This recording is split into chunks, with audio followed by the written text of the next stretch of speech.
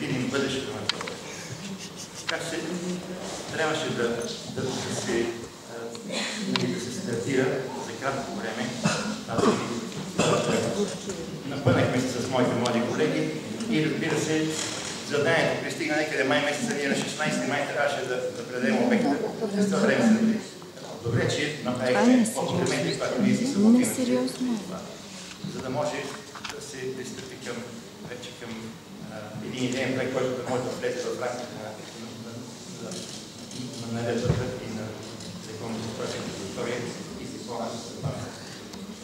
Така че в тази бързина ние обаче твърде внимателно прегледахме архивистиката документация, т.е. публикации и други неща, където недостатъчно неубедително не можахме да изведеме една стратегия, която и тук това доведе до тези дискусии, които са всъщност основата. Това предложихме тогава. И да се приеме идейния проект. Необходими са най-малко 3 месеца архивистки проучвания от екипа на архивистки музей, с които ние да може да имаме една предложка, с която да влезем в ни рамки, които са чисто.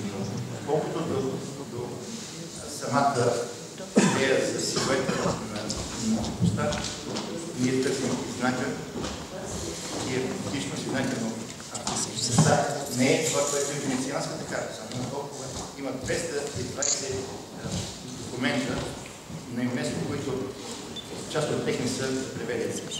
Професор Кръстев знае перфектно френски език и на него това му е играчка, но нашите колеги трябва да се познае. Трябва да бъде, и това е апел към Министерството, което още миналата година на един симпозиум, където хвърлихме, т.е. отворихме кутията на Пандора малко по-така, по-агресивно, с което започне тази дискусия, да се двете полярни мнения, да се срещат едно с друго и съответно колегите да по някакъв начин и по-спокоен ниво, за да може да стигнат едни идеализации, които са в рамките на допустими. Благодаря. Аз няма да трябва да разговор на срещата, която премина. Аз мисля, че беше полезно. Единствено, което просто ми прави много лошо впечатление, че ние не сме се получили. Миналата година през април на един форум, тона беше същия, тая година го превърнахме в форум. Събитието на обсъждането, тона пак е същия, но както се е получило, така ще бъде. Моите предложения от гледна точка на Закона за културното наследство и във връзка с по-нататъчните действия по проекта НБТП са. Аз ще ги представя, ако трябва и в писмен вид. Да се започне работа по археологическото проучване съгласно наредба Х-12 на министъра на културата за провеждане на археологически проучвания във връзка с направа на сондажи, геофизика, георадарно проучване в източната територия на НБТП при необходимост и спасително археологическо проучване. За целта да... Моля? Моля ви, не ме прекъсвайте, ако имате желание, после ще обсъждаме тия въпроси. Разбрах, че сте бил наш колега в Министерството, много ви моля. Изчакайте да се изкаже. За целта да бъде съпроводено археологическото проучване с всички необходими документи, които се издават по съответния ред и да приключи с всички необходими документи. С комисия за приемане на археологическото проучване, с археологически доклад, който е база за работа на следващите части по проекта и най-вече на архитектурното проучване във връзка с консервация, реставрация и социализация на обекта.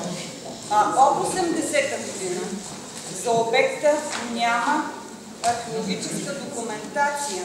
Тая документация по възможност трябва да се възстанови, да се възпроизведе и да я има на обекта, защото тя е част от историята на този обект.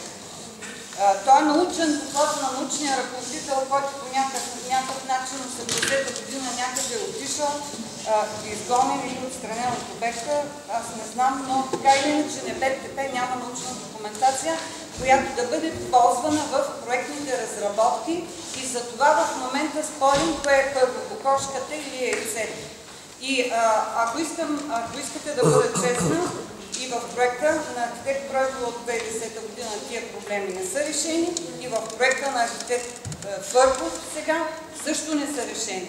Но той има обективни причини тези неща да не бъдат решени.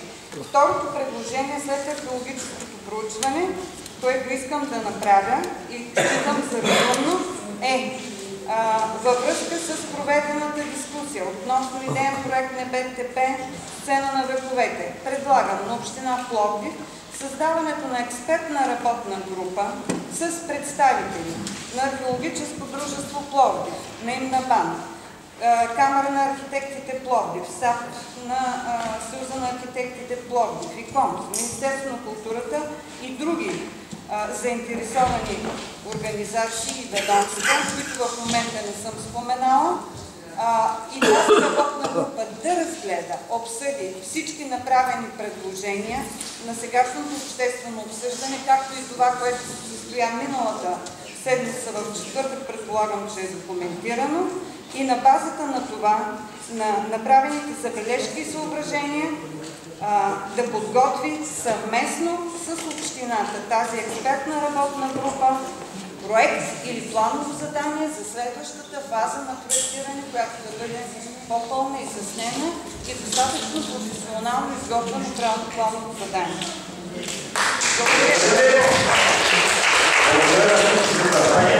Това, че бяхте част от този процес. До нови срещи.